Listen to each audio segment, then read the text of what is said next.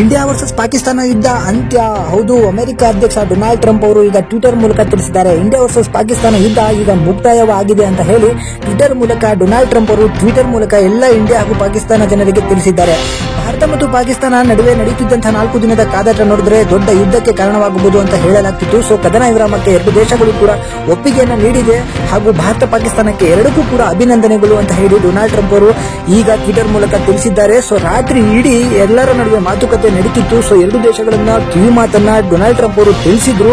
ಎರಡೂ ದೇಶಗಳು ಸಾಮಾನ್ಯ ಜ್ಞಾನ ಮತ್ತು ಬುದ್ಧಿಯನ್ನು ಉಪಯೋಗಿಸಬೇಕು. ಇಲ್ಲಿ ಯಾರು ಸಿಟ್ಟನ್ನ ಮಾಡಿಕೊಂಡ್ರೆ ಇಡೀ ದೇಶ ದಿವಾಳಿ ಆಗುತ್ತೆ. ಜೊತೆಗೆ ಎರಡು ದೇಶಗಳು ಈಗ ತಾನೇ ನೀವು ಮುಂಚೂಣಿಯಲ್ಲಿ ಬರ್ತಿದ್ದೀರಾ, ಮತ್ತೆ ನೀವು ಯುದ್ಧವನ್ನ ಸಾರಿದ್ರೆ ನಿಮ್ಮ ದೇಶ ಸಿಕ್ಕಾಪಟ್ಟೆ ಲಾಸಿಗೆ ಒಳಗಾಗುತ್ತೆ.